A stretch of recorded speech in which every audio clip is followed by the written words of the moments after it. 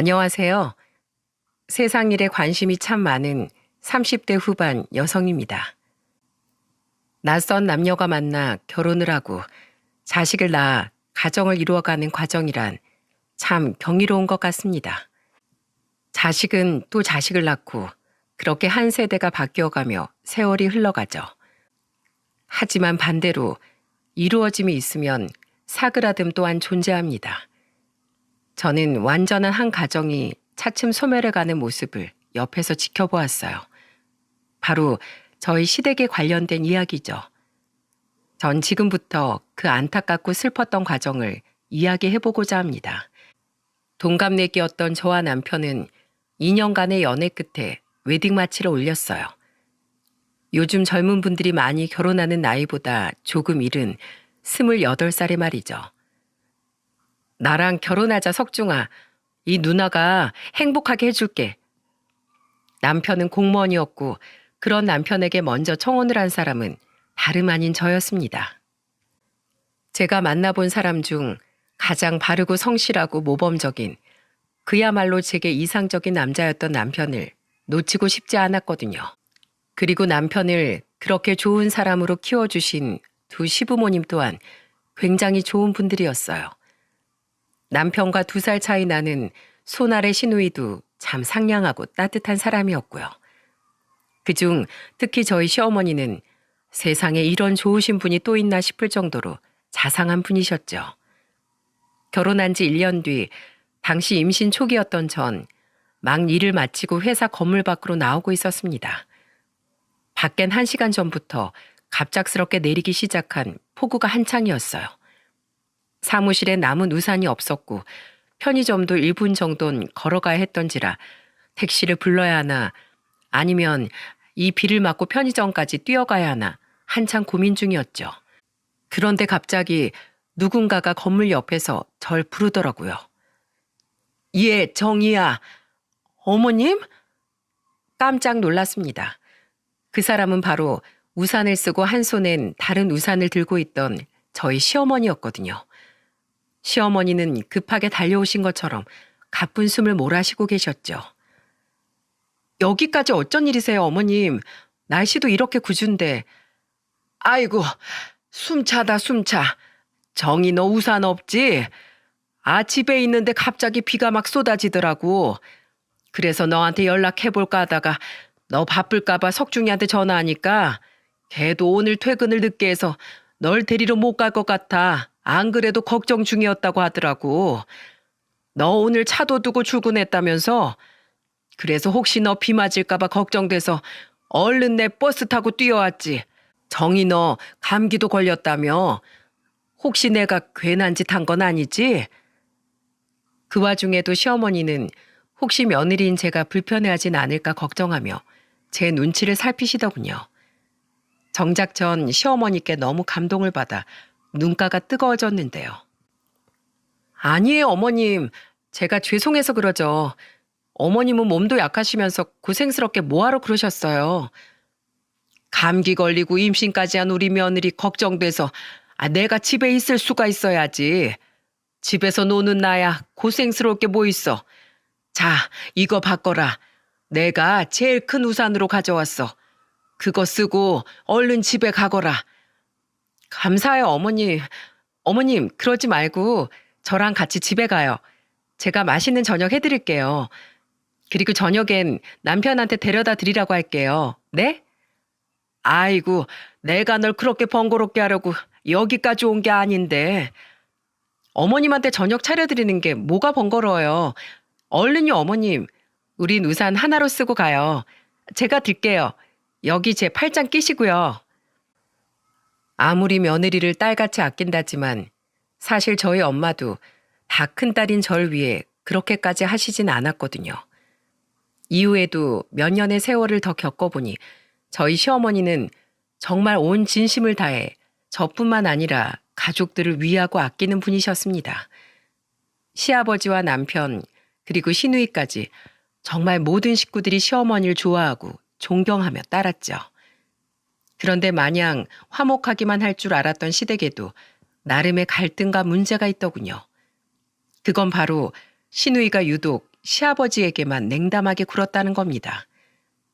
시누이는 저와 남편 그리고 시어머니와는 생글생글 웃으면서 대화를 나누었지만 함께 자리에 있던 시아버지는 투명인간 취급을 하듯 시아버지에게 말도 걸지 않았고 아예 시아버지 쪽을 쳐다보지도 않았어요. 시아버지는 시누이에게 말을 걸고 싶으신 듯 보였지만 시누이의 매몰찬 태도에 항상 멋쩍은 표정을 지으며 고개를 숙이셨죠. 그래서 저는 결혼 초기의 어느 날 남편에게 넌지시 집안 사정에 대해 물어보았습니다. 그리고 남편에게 이야기를 들어보니 시누이에겐 그럴 만한 나름의 사정이 있더라고요. 우리 아버지가 우리 어렸을 때 사업을 좀 크게 하셨어. 그런데 사업이 잘 되다 보니까 그만 욕심을 내신 거야. 지금은 전부 돌아가신 할머니, 할아버지랑 외할머니, 외할아버지까지 그런 아버지를 모두 만류하셨는데 아버진 기어코 고집을 부리셨지. 그런데 문제는 그 사업을 키우려던 자금이었어. 우리 집 돈으로는 사업을 키우기에 부족했는지 아버진 기어코 우리 친가랑 외갓집에까지 돈을 빌리셨거든. 그것도 꽤나 큰 돈을 말이야. 외갓집 식구들을 설득하는 데는 물론 우리 엄마 공도 컸고 우리 엄마 아버지가 하시는 일은 웬만하면 믿고 지지해 주셨거든. 그런데 설마 그 사업이 잘못되기라도 한 거야? 그렇지. 그러니까 지금은 사업 접고 경기도 공장에서 경비원 일 하시고 있는 거야. 그때 우리 집이 얼마나 쑥대밭이 됐었나 몰라. 외갓집에선 우리 아버지한테 뿐만이 아니라 엄마한테까지 소리 지르고 욕하고 난리도 아니었어. 그러게 내가 그 사업 위험하다지 않았냐.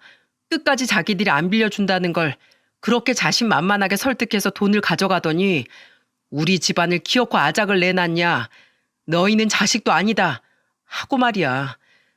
양가 조부모님들이 노발대발 하셨던 거 충분히 이해해.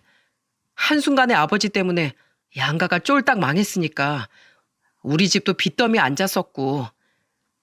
남편은 어깨를 으쓱하며 씁쓸한 표정을 지었습니다.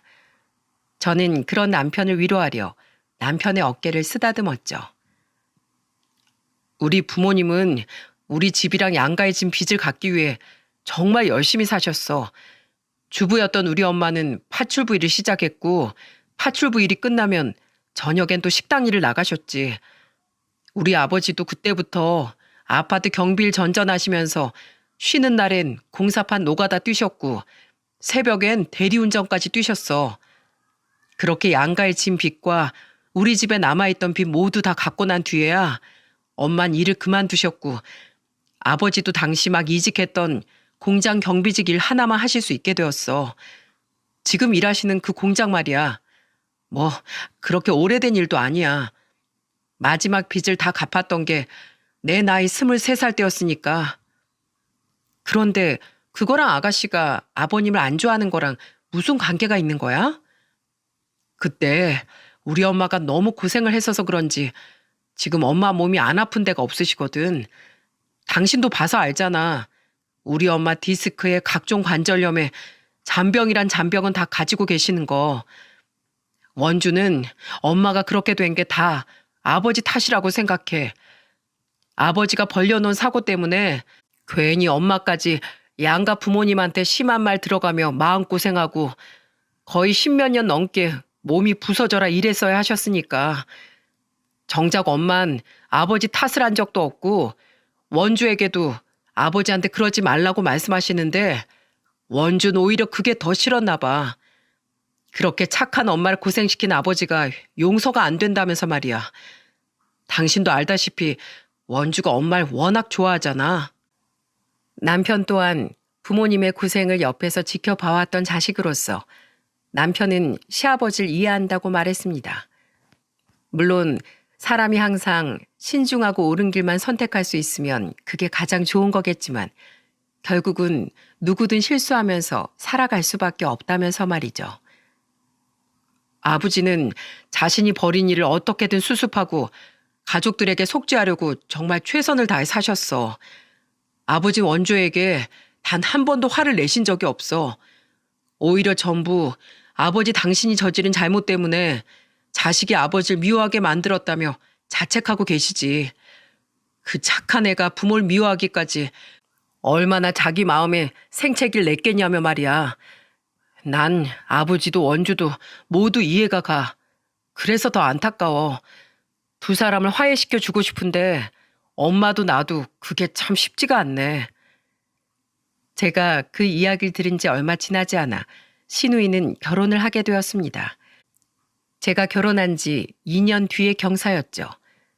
다행히 시매부는 좋은 사람이라 시아버지께 잘하려고 노력했지만 매번 신우이가 눈치를 줬던 터라 결국 시아버지와 가깝게 지내는 데는 실패를 한 모양이더라고요. 그렇게 우리 시댁은 비록 약간의 문제를 가지고 있긴 했지만 시어머니를 중심으로 끈끈하게 묶여 있었습니다. 하지만 시댁의 불안한 평화는 그리 오래 가지 못했어요. 그 평화를 힘겹게 유지시키던 시어머니가 그만 암에 걸리시고 말았거든요. 그리고 시어머니는 암과의 치열한 싸움 끝에 결국 힘겹게 눈을 감으셨습니다. 제가 결혼한 지 고작 5년 뒤에 말이죠.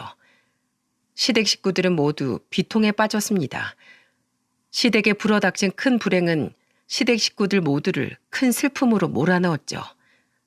그리고 결국 시어머니 장례식에선 슬픔에 빠지다 못해 분노에 이른 시누이 때문에 한바탕 소란이 벌어지고 말았어요. 당시 3살배기 아들은 잠시 가족 대기실에 재워놓고 저와 시댁 식구들은 모두 입간식을 다녀왔어요. 그리고 다시 빈소로 향하던 길에 시누이는 눈물을 흘리며 시아버지에게 갑자기 소리를 질렀습니다. 시어머니의 마지막 모습을 보고 나오는 길이라 그런지 시누이는 평소보다 더 격앙돼 있는 것 같았죠.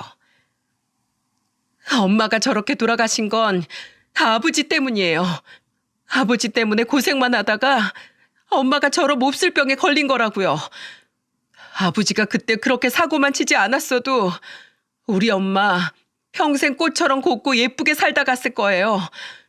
어떻게 책임지실 거예요? 네? 우리 엄마 다시 살려내요.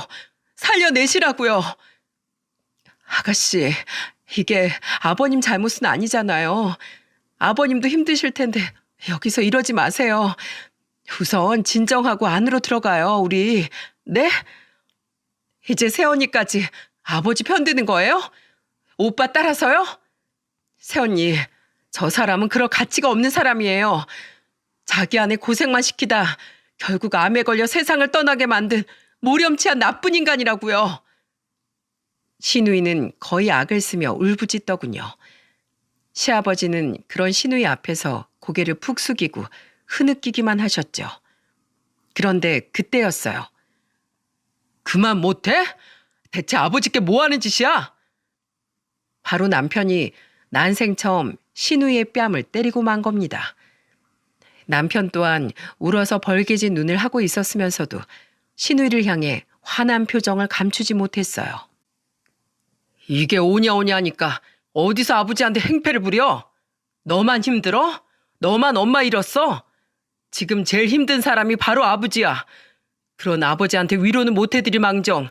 너 정말 왜 그래? 너 언제까지 이럴 거야? 왜 이렇게 갈수록 못나게 굴어? 남편의 호된 꾸짖음에도 시누이는 기운이 꺾이긴커녕 오히려 더 바락바락 소리를 지르더군요. 시누이의 시아버지에 대한 원망은 가족들의 예상보다 더욱 깊었던 겁니다. 그리고 그 깊었던 원망은 시어머니의 죽음이 방아쇠가 되어 결국 터져버리고 말았던 거죠. 봐봐, 온 가족들이 다 아버지 편이니까 엄마가 그렇게 외롭게 돌아가셨지. 우리 엄마만 불쌍해졌다고. 정말 싫어. 정작 죄를 지은 건 자기면서 매번 불쌍한 척하는 아버지도 아버지 편만 드는 오빠도 이젠 새언니까지도 다 싫어.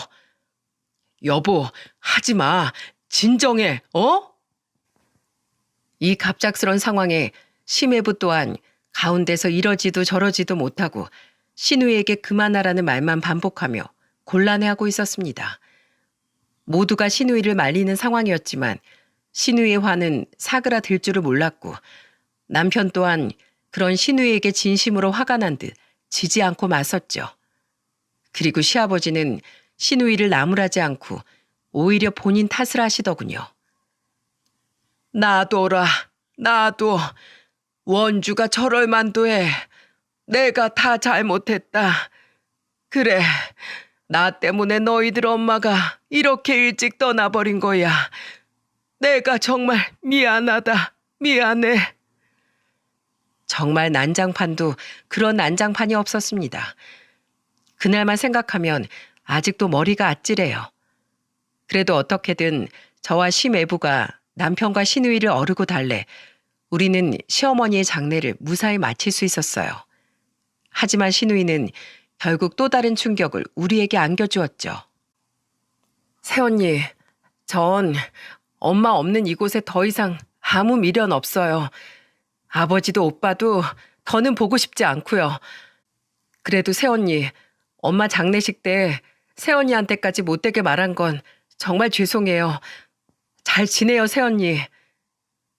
시어머니가 돌아가시고 몇 달 뒤 시누이는 시매부와 함께 캐나다로 이민을 가버렸습니다. 시누이는 이미 캐나다에 일자리를 알아봐둔 상태였고 시매부는 직업 특성상 일할 때 시간과 공간적인 제약을 받지 않았기에 가능한 일이었죠. 시누이가 갑작스럽게 떠난 후 남편도 힘들어하긴 했지만 시아버지는 한동안 정신을 차리지 못할 정도로 힘들어하셨습니다. 갑자기 아내와 딸을 동시에 잃은 일은 시아버지께 이루 말할 수 없는 충격과 상처를 준 모양이더군요. 한동안 저와 남편은 아들을 데리고 시댁에 들어가 지내기까지 했어요. 힘들어하시는 시아버지를 도저히 혼자 둘 수가 없었거든요. 이제 시아버지께 남은 유일한 가족이었던 남편은 매일같이 시아버지 기운을 되찾아주기 위해 끊임없이 노력했죠. 아버지, 너무 슬퍼하지 마세요. 원주가 엄마를 너무 좋아했으니까 그만큼 슬픔도 커서 그랬을 거예요. 오히려 지금은 이렇게 떨어져 있는 게 서로에게 더 좋을지도 몰라요. 그렇게 서로 아픔도 미움도 많이 무뎌졌을 때 그땐 분명 원주 돌아올 거예요. 심성은 여리고 착한 앤 거 누구보다 아버지가 잘 아시잖아요. 그러니까 그때까진 제가 원주만큼 아버지께 더 잘할게요. 다행히 시아버지는 조금씩이나마 차츰 기운을 찾으셨고 그렇게 2달이 지나서야 우리 가족은 다시 집으로 돌아와 생활을 하게 되었습니다. 하지만 세상의 잔인함은 또 한 번 우리를 덮치고 말았어요. 왜 이렇게 머리가 깨질 것 같지? 결혼한 지 9년 차가 되었던 어느 날이었어요. 자꾸만 머리가 아프다던 남편은 늦은 퇴근 후 씻으러 들어간 뒤 30분이 지나도록 화장실에서 나오질 않더군요. 불길해진 전 보조 열쇠로 화장실 문을 따고 들어갔고 남편은 변기 옆에 맥없이 쓰러져 미동조차 없었습니다. 저는 다급히 119를 불러 남편을 응급실로 옮겼죠. 원인은 과로로 인한 뇌출혈이었습니다. 원래도 일벌레였던 남편은 당시 너무도 잦은 야근에 시달리고 있었거든요. 그리고 남편은 응급수술을 받고 며칠간 중환자실 신세를 지다 결국 허무하게 세상을 떠나고 말았어요. 그야말로 세상이 무너진 것 같다는 말이 무슨 말인지 실감하게 되는 순간이었죠. 자식을 먼저 떠나보낸 시아버지는 거의 비명에 가까운 소리로 장례를 치르는 내내 통곡을 했습니다. 평소 저하고만 가끔씩 연락을 주고받던 시누이도 시매부와 어린 딸과 함께 뒤늦게 입국해 남편의 마지막을 함께 했어요. 시아버지는 아주 오랜만에 만나는 시누이를 보고 한달음에 달려가셨지만 시누이는 제게 위로의 말을 건넸을 뿐 여전히 시아버지에겐 눈길 한 번 주질 않더군요. 가운데서 곤란해하던 시매부만이 시아버지에게 외손녀를 보여주며 그동안 찾아뵙지 못해 죄송하다는 말을 드릴 뿐이었죠. 그래도 시누이는 남편을 납골당에 안치시킬 때까지 우리의 곁을 지켰습니다. 그리고 남편의 유고를 안치시킬 때 시아버지는 엉엉 울던 제 어깨를 안아주며 함께 눈물을 흘리셨어요. 저는 그런 시아버지의 손을 잡고 계속해서 목구멍을 비집고 나오려는 울음을 애써 참으며 남편에게 마지막 인사를 했죠. 여보, 나랑 우리 주민이 걱정은 하지 마. 우리 주민이는 내가 잘 키울게. 당신처럼 훌륭하고 바른 사람으로 자랄 수 있도록 말이야. 그러니까 여보, 하늘에선 더 이상 일도 가족 걱정도 하지 말고 편히 쉬어. 난 나중에, 아주 나중에 손자까지 다 보고 난 뒤에 천천히 당신 옆으로 갈게. 여보, 사랑해. 그리고 저는 제 옆에 꼭 붙어 있던 아들을 품에 안았습니다. 당시 7살이었던 아들은 엄마인 제가 울자 따라서 엉엉 울더라고요. 신우이는 남편의 발인이 끝나자마자 제게만 간단히 인사를 남긴 채 곧바로 캐나다로 돌아가 버렸습니다. 시아버지는 그런 신우이에게 차마 말 한번 붙여보지 못하시곤 외손녀의 손을 잡으며 심해부에게 신우이를 잘 부탁한다는 말씀만 하셨죠. 이후 저는 회사에 휴직계를 내고 한동안 마음을 다잡으려고 노력했습니다. 아들을 데리고 전국으로 여행을 다니기도 했고 몸을 힘들게 해 남편에 대한 그리움을 잊으려 등산을 다니기도 했어요.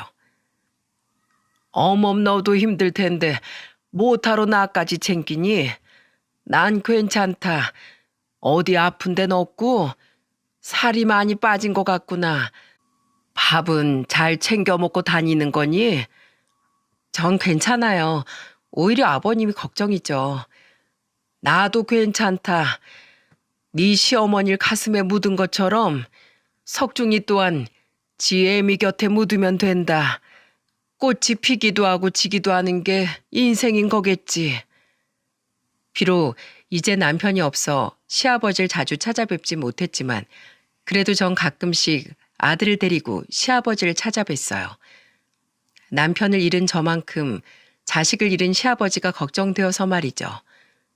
그리고 남편을 떠나보낸 후 돌아온 설날, 이젠 시댁이 아닌 친정에서 명절을 보내게 된 전 혼자 계실 시아버지께 마음이 쓰여 전화를 드렸습니다.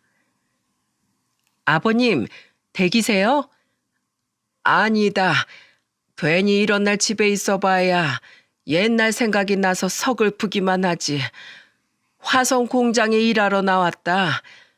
지금 한창 공장이 바쁠 때라 직원들 몇몇하고 대표님까지 나와서 일을 하고 있어. 이런 날 나와서 일하면 특근비도 받고 집에 혼자 있지 않아도 되니 겸사겸사 나왔지. 그런데 아버님, 목소리가 너무 안 좋으신데요? 어디 편찮으세요? 그냥 아침부터 몸에 영 힘이 없는 게 몸살이 오는 것 같구나. 너무 걱정하지 마라. 약 먹으면 금세 나을 게다.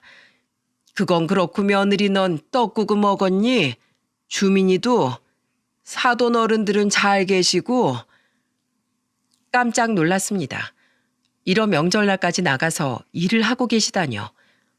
게다가 시아버지의 목소리가 영 힘이 없으신 게 어디 편찮으신 건 아닌가 걱정이 되더라고요. 네, 아침에 오빠들이랑 새언니들이랑 다 같이 먹었어요. 저희 부모님도 잘 계시고요. 아버님은요? 식사는 좀 하셨어요?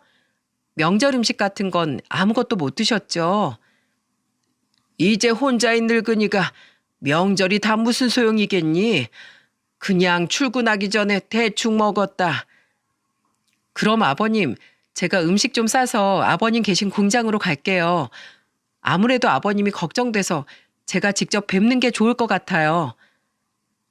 저는 통화를 마치고 엄마에게 부탁을 드려 갖가지 나물과 전을 보온통엔 탕국을 쌌습니다. 가서 네 시아버지 잘 보살펴드리고 집에도 모셔다 드리고 와. 말씀은 안 하셔도 많이 쓸쓸하고 외로우실 거다. 저는 그것들을 들고 아들과 함께 시아버지가 일하시는 공장으로 향했어요. 아들은 오랜만에 할아버지를 본다는 생각에 신이 나 있었죠. 할아버지 오랜만에 뵈러 가니까 좋지, 주민아? 거기 가서 할아버지 보자마자 꽉 안아드려. 그럼 할아버지가 엄청 좋아하실 거야. 하지만 공장 정문 앞에 주차를 하던 전 눈앞에 펼쳐진 광경에 차마 말을 잇지 못했습니다. 주차장에서 조금 떨어져 있는 공장 입구 옆엔 시아버지께서 계신 경비실이 보였는데 그 앞에서 소란이 일어나고 있었거든요. 이봐 김씨, 일 똑바로 안 해? 소란의 주인공은 다름 아닌 작업복을 입은 등치 큰 남자 직원과 저희 시아버지였습니다. 그런데 저희 시아버지는 마치 죄진 사람처럼 두 손을 모으고 그 사람에게 연신 사과를 하고 계시더군요. 창문을 살짝 열고 대화 소리를 들어보니 이루 말할 수 없이 화가 나더라고요. 그리고 저는 직업 정신이 발동해 그 모습을 전부 동영상으로 촬영하기 시작했어요. 김씨, 내가 인사 똑바로 하라고 했지? 어딜 직원이 지나가는데 엎드려서 잠을 쳐자고 있어? 어디서 농땡이를 치고 있냐고? 이거 나이도 먹을 대로 먹은 양반이 돈을 꽁으로 벌려고 하네. 김씨, 이렇게 대충 일할 거면 그냥 때려치워. 내가 대표님한테 얘기해서 당신 확 잘라버리라니까. 제가 오늘 몸이 좀 안 좋아서 약을 좀 먹었더니 너무 졸려서 그만 깜빡 졸아버렸네요. 죄송합니다. 김씨, 내가 저번에도 얘기했지? 경비면 경비답게 직원들한테 인사 꼬박꼬박 똑바로 하라고. 그런데 오늘은 잠을 자? 아주 배가 불렀지? 왜? 명절이라서 일하기 싫어? 그렇게 당신이 꽤나 부리면서 대충대충 사니까 고생만 하던 아내는 암으로 죽고 자식 하나는 과로로 되져버리고 하나는 멀쩡히 살아있는 자기 아버지 꼴도 보기 싫다고 외국으로 튀어버렸지. 어차피 당신 이제 찾아올 자식도 없는데 앞으로 여기서 잘리면 볼만 하겠어? 찾아오는 사람 하나도 없이 독거노인으로 외롭게 살다가 죽겠네. 그러니까 당신 그런 걸 당하고 싶지 않으면 일 똑바로 해. 알겠어? 확 잘라버리기 전에. 시아버지께서 그 공장에 워낙에 오래 다니셨다 보니 시댁의 가정사를 공장 사람들도 속속들이 알고 있는 모양이더군요. 그놈은 이젠 저희 시아버지의 경비원 모자를 손으로 벗기더니 그 모자로 시아버지의 머리를 툭툭 밀치기까지 했어요. 시아버지는 여전히 죄송하다는 말만 반복하고 계셨고요. 그놈의 충격적인 말과 행동을 보니 저도 더 이상은 차에 가만히 있을 수가 없겠더군요. 주민아, 너 여기 꼼짝 말고 있어. 엄마가 할아버지 좀 돕고 올게. 그리고 아들에게 신신당부를 한 저는 차에서 내려 그놈에게 돌진을 했습니다. 여전히 휴대폰 카메라는 몰래 그놈을 향해 겨눈 채 말이죠. 저기요, 지금 뭐 하시는 거예요? 당신은 또 뭐야? 그놈은 갑자기 등장한 저를 위아래로 훑어보며 물었습니다. 저는 잔뜩 화가 나 씩씩대며 그놈에게 제가 시아버지의 딸이라고 말했어요. 그러자 그놈은 그제야 당황한 듯한 표정을 짓더군요. 저요? 이분 딸입니다. 딸이요? 아니, 잘못은 김씨, 이 아저씨가 먼저 했어요. 경비가 돼서 직원이 들어오면 인사를 똑바로 해야지. 인사는커녕 엎드려 자고 있었으니까 내가 그런 거 아닙니까? 저희 아버지가 몸이 너무 안 좋았다고 방금 사과하셨잖아요. 사람이 아플 수도 있지. 그거 하나 가지고 이렇게 막말하고 사람 머리 툭툭 쳐가면서 모욕을 주는 게 요즘 세상에 말이나 됩니까? 게다가 따지고 보면 경비원이 여기 공장 경비하는 사람이지 인사해주는 사람이에요? 그렇게 인사받고 싶으면 인사하는 고깃집 풍선 인형 앞이나 어슬렁거려요. 아니, 내가 뭐 괜히 그래요? 저 양반 평소에도 행실이 영 별로였으니까 이러지. 계속해서 소란이 일자 공장 안에 있던 직원들이 호기심 어린 표정으로 우리 주위에 하나둘 모여들기 시작했습니다. 저는 그들 중 여자 한 사람을 콕 집어 물었어요. 그 사람은 당황한 표정으로 제 말에 순순히 대답을 했죠. 저기요, 이 사람 직급이 어떻게 돼요? 네? 과장인데요. 과장? 기가 찬다. 회사 대표도 아니고 과장인 주제에 어디서 사람을 자르네 마네. 그리고 저기요, 제가 하나만 더 여쭤볼게요. 솔직히 말씀해 주세요. 여기 계신 이분, 저희 아버지 어떤 분인가요? 저 사람 말대로 저희 아버지가 정말 평소 행실이 안 좋았나요? 그 여직원은 잠시 제 물음에 머뭇거렸어요. 그리고 이내 그 여직원은 머리를 극적이며 이렇게 대답했죠. 아니요. 우리 경비 아저씨 엄청 좋으세요. 항상 출퇴근할 때 인사도 해주시고 저번에 비 올 땐 저한테 본인 우산도 빌려주신 분인데요. 저희 공장 사람들은 모두 아저씨 좋아해요. 그죠? 다른 분들은요? 김 과장, 왜 자네만 유독 경비 아저씨를 매번 못 잡아먹어서 안달인가? 자네나 자기 할 일 좀 제대로 하게. 아가씨 아버님 굉장히 성실하고 모범적인 분입니다. 김 과장 저 사람은 유독 아저씨에게 시비를 걸고 다녔어요. 한심하긴 못났다 못났어. 공장 직원들은 너도 나도 시아버지의 편을 들더군요. 그들의 말을 들어보니 김 과장이라는 그 사람은 여러모로 공장 내에서 평판도 안 좋고 문제가 많던 사람이었더라고요. 하지만 직원들의 핀잔과 증언에도 그놈은 오히려 뻔뻔하게 나왔습니다. 당신들이 뭘 알아? 부장님도 아무것도 모르시면서. 여기 이 김씨 완전 이중인격자라고요. 저하고 있을 땐 안 그런다니까요. 그놈은 끝까지 자신의 잘못을 인정하지 않았어요. 저는 이놈은 글러먹은 놈이다 싶어 최후의 카드를 꺼내들었습니다. 진짜 이 사람 안 되겠네. 아무리 그래도 곧 70인분한테 막말하고 머리 툭툭 밀친 행동이 정말 맞다고 생각해요? 당신 딱 기다려요. 당신 행동들 내가 전부 동영상으로 찍어놨으니까. 그걸로 뭐? 그걸로 뭘 할 건데? 당신이 뭔데? 나요? 이분 딸이자 대한민국 기자예요. 보이세요? 저는 안주머니에서 명함을 꺼내 그놈에게 보였습니다. 그렇습니다. 제 직업은 다름 아닌 기자였어요. 제 정체를 안 그놈은 그제야 일이 잘못됨을 깨달았는지 얼굴이 사색이 되기 시작하더군요. 내가 당신 실체 세상에 다 고발해 버릴 테니까 딱 기다리세요. 이 공장에서 이 공장 직원인 당신이 경비원인 우리 아버지께 한 갑질들 내가 아주 낱낱이 까발려 버릴 거야. 전부 공론화 시킬 거라고. 우리 아버지가 자식이 없긴 왜 없어요? 며느리도 자식이니까 내가 바로 자식이지. 어딜 감히 우리 아버지한테 함부로 짓거려요? 당신 오늘 우리 아버지한테 한 행동 내가 꼭 후회하게 만들어줄 거야. 요즘 세상이 어떤 세상입니까? 이렇게 인터넷이 잘 발달된 시대에 기사 한 번 잘못 나가면 이 회사엔 엄청나게 타격이 클 게 뻔했죠. 그리고 일개 직원인 그놈이 그 타격을 준 주범이 되면 어떻게 되겠습니까? 회사 측에서 그놈을 상대로 고소를 하든 책임을 지고 퇴사를 하든 막대한 손해배상을 피하지 못하겠죠. 저는 제가 찍은 그 영상으로 어떻게든 그놈에게 벌을 주고 싶었어요. 시아버지는 저를 걱정스러운 표정으로 바라보셨습니다. 저는 그런 시아버지께 마음 놓으시라고 말씀드리곤 직원들에게 물어 곧장 3층 대표실로 향했어요. 아까 시아버지와 통화할 때 이 회사 대표도 출근했다는 말을 들은 게 기억이 났거든요.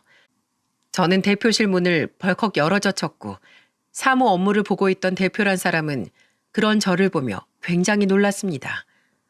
그러고 보니 낯이 익은 것도 같은 게 생각해보니 저희 시어머니 장례식 때도 남편의 장례식 때도 항상 조문을 오셨던 분이더라고요.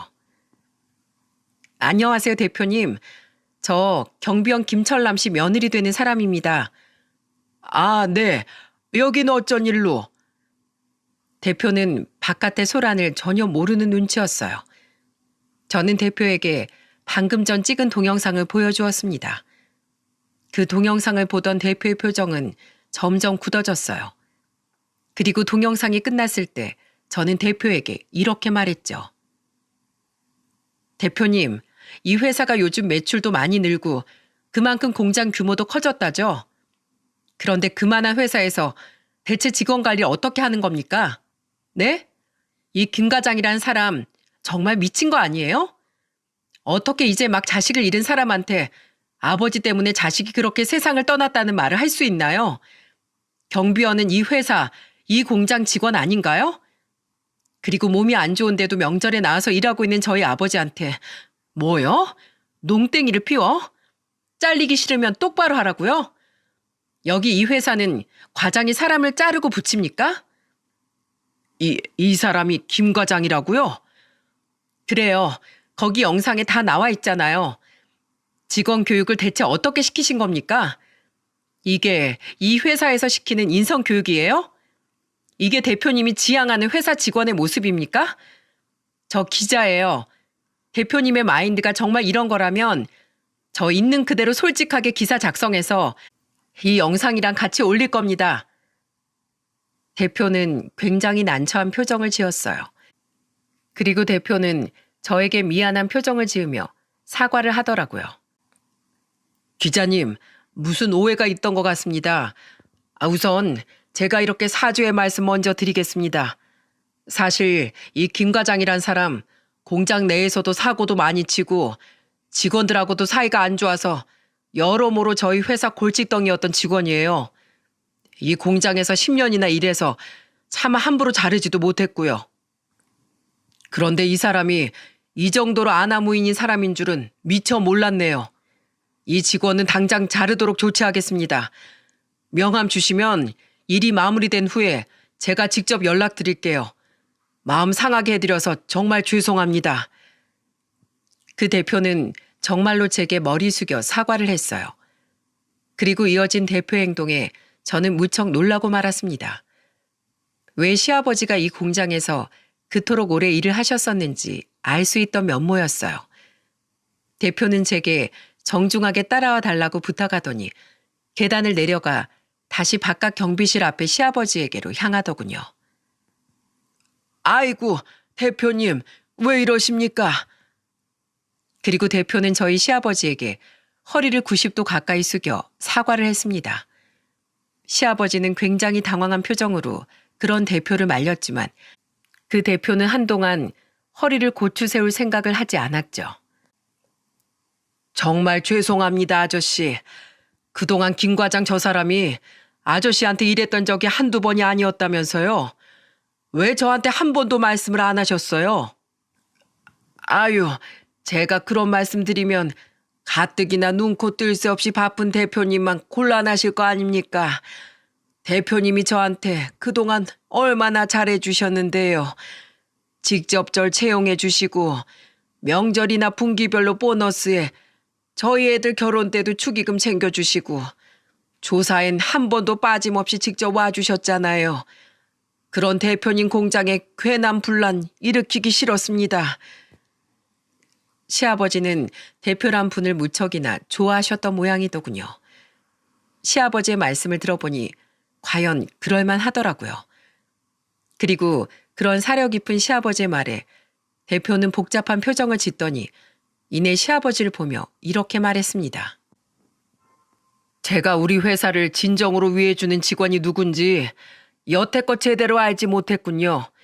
김 과장은 어차피 문제가 많던 직원이었으니까 제가 오늘부로 바로 자르도록 하겠습니다. 죄송합니다, 아저씨. 제가 다시 한번 허리 숙여서 이렇게 사과드릴게요. 그런 게 어딨어요, 대표님? 제가 대표실로 간 후 겁에 질려 계속 바깥에서 제가 나오길 기다렸던 김 과장은 대표의 말에 기겁을 하며 대표를 불렀습니다. 하지만 대표는 그놈을 싸늘하게 노려볼 뿐 그놈에겐 아무런 말도 하지 않았죠. 대표님, 제가 이 회사에 10년이나 몸을 담았는데 어떻게 그런 절 이렇게 자르실 수 있습니까? 저기 기자님, 제가 잘못했습니다. 기자님 아버님께 제가 너무 무례했어요.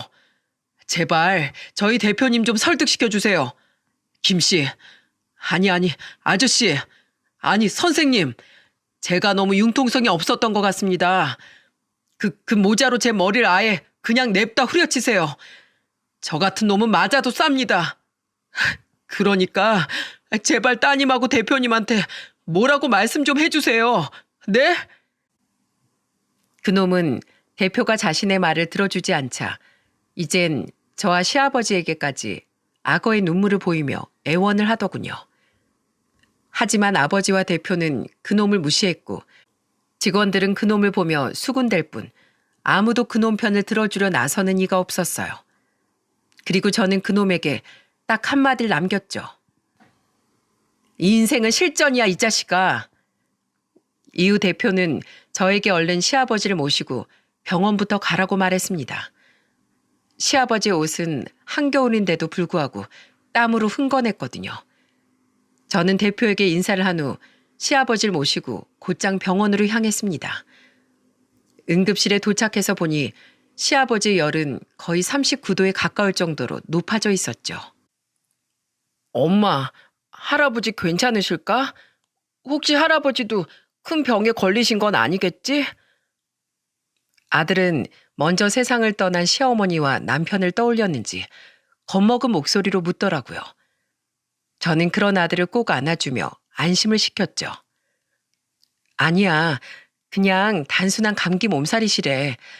그러니까 주민아, 할아버지 빨리 나으시게 할아버지 손 꼭 잡아드리면서 할아버지 빨리 나으세요 라고 말씀드려. 약을 처방받고 나온 저는 시아버지를 시댁까지 모셔다 드렸어요. 뭐가 그렇게 미안한 건지 시아버지는 연신 제게 미안하다는 말을 하시더군요. 저는 그런 시아버지를 방에 눕혀드리며 시아버지의 손을 잡고 말했어요. 앞으로 아프시면 절 부르세요, 아버님. 저도 아버님 자식이잖아요. 한 이틀 푹 쉬면 괜찮아질 거라고 병원에서 말했으니까 아무것도 하지 말고 누워서 푹 쉬세요. 대표님도 모레까지 쉬라고 말씀하셨으니까요. 아셨죠? 제가 죽 끓여놓고 갈 테니까 죽 드시고 제가 싸운 도시락은 내일 저랑 같이 먹어요. 내일 저 또 올게요. 저는 시아버지가 잠드는 모습까지 본 후에야 아들을 데리고 시댁에서 나왔습니다. 시댁을 나올 때 거실 탁자에 저희 부부의 결혼식 앨범이 펼쳐져 있는 걸 봤어요.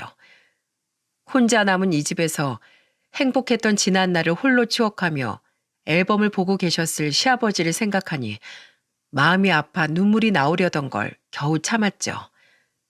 친정에 가자마자 부모님은 시아버지의 안부를 물으며 걱정을 하셨습니다. 저는 두 분께 그날 있었던 자초지종을 전부 설명드리며 제가 결심한 한 가지를 말씀드렸어요. 엄마, 아빠, 저 앞으로 명절 당일엔 주민이 데리고 시댁으로 갈게요. 어차피 여긴 명절 전날부터 오빠들이랑 새언니들이 다 와 있잖아요. 시아버지한텐 이젠 저랑 주민이밖에 없고요. 부모님은 제 말에 잘 생각했다며 절 칭찬해 주셨습니다. 딸 자식 한번 자신들이 바르게 잘 키웠다며 말이죠. 그래서 전 이번 추석에도 명절 음식을 만들어 시댁에 가려고 합니다. 시아버지껜 추석엔 일을 나가지 마시라며 신신당부를 해두었죠. 안 간다, 안 가. 우리 며느리랑 손잡아야지. 알겠어요, 아버님. 요새 일은 어떠세요? 또 누가 못 살게 구는 사람 없으세요?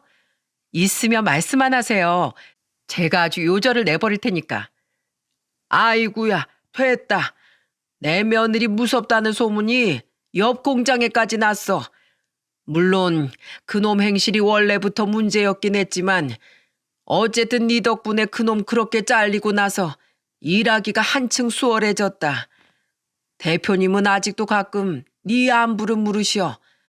든든한 며느리 둬서 나는 참 좋겠다며 말이야.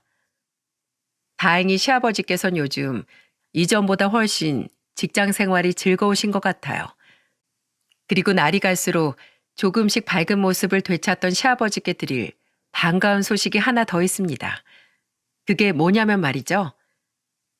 아가씨, 이번 추석에 꼭 오시는 거죠? 그렇다니까요, 새언니.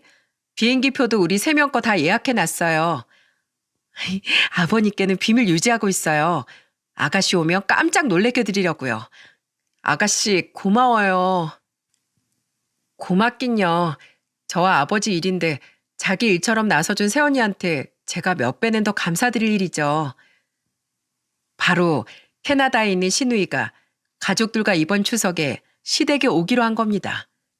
비록 이미 그곳에 터를 잡아버린 터라 쭉 한국에 들어와 살 수는 없지만 저는 이것만으로도 두 사람이 화해의 시작점에 도달했다고 생각해요. 저는 지난 3개월 동안 꾸준히 전화를 걸어 시누이를 설득했어요. 지난 설에 있던 사건까지 시누이에게 전부 이야기해주면서 말입니다. 아가씨, 사실 아가씨도 아시잖아요. 아버님 정말 좋은 분인 거. 아버님이 그렇게 좋은 분이었으니까 공장 대표님부터 직원들까지 전부 아버님 편을 들었겠죠. 안 그래요? 아가씨, 이제 아버님에 대한 미움은 조금 내려놓고 있는 그대로의 아버님을 좀 받아들여 주세요. 이제 어머님도 안 계시고 제 남편도 없으니 아무리 저랑 우리 주민이가 있다고 해도 아버님이 제일 그리워하는 건 자식인 아가씨예요. 아버님에게 지금 가장 필요한 사람은 아가씨라고요. 아가씨가 없는 이 한국에서 아버님 혼자 너무 외로워하고 계세요. 아가씨, 아버님을 용서하라고 얘기하진 않을게요. 그냥 한 발자국만, 지난 일은 덮어두고 한 발자국만 아버님께 다가와 주세요. 아가씨랑 아버님 가족이잖아요. 그렇게 오랜 시간의 설득 끝에 신우이는 드디어 마음을 열어주었어요. 사실 그 전부터 마음은 열려 있었지만 애써 아닌 척 했던 건지도 모릅니다. 왜냐하면 제가 시아버지께 일어난 사건을 이야기해 주었을 때 신우이는 그만 참지 못하고 소리내어 울음을 터뜨렸거든요. 자신의 아버지를 자기 대신 지켜주어서 고맙다면서 말이죠. 저는 그렇게 곧 다가올 추석을 아주 즐거운 마음으로 기다리고 있답니다.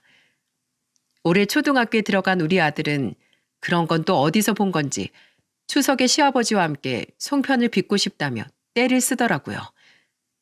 그래서 결국 전 떡집에 송편을 직접 빚을 재료들을 날짜에 맞춰 주문해 놓았죠.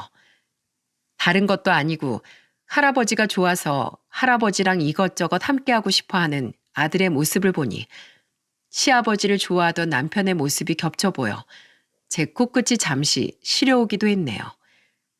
친정 부모님은 가끔 시아버지께 연락을 드려 세 분이서 함께 식사를 하시곤 합니다.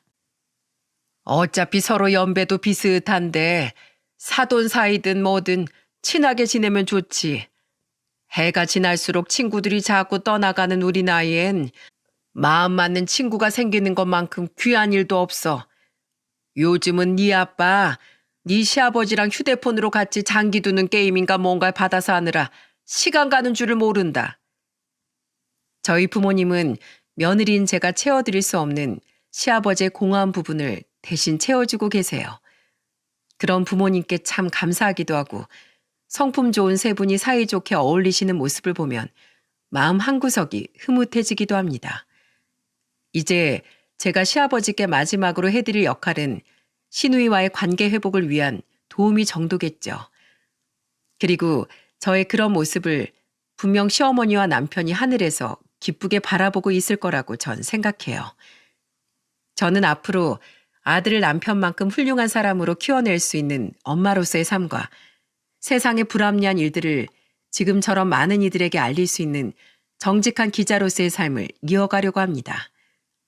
그렇게 저는 제 지난 인생을 되돌아보고 앞으로의 자신을 채찍질하기 위해 이렇게 사연을 보내게 되었어요.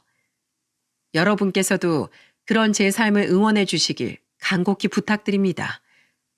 그리고 여러분 모두 영원한 듯 영원하지 않은 가족의 품속에서 지금의 행복을 마음껏 누리시고 후에 후회할 일이 생기지 않게 지금 이 순간 최선을 다해 가족들을 사랑하셨으면 좋겠네요. 그럼 다가오는 추석 모두 즐겁게 보내시길 바라며 저는 이만 사연을 마무리하도록 하겠습니다. 감사합니다.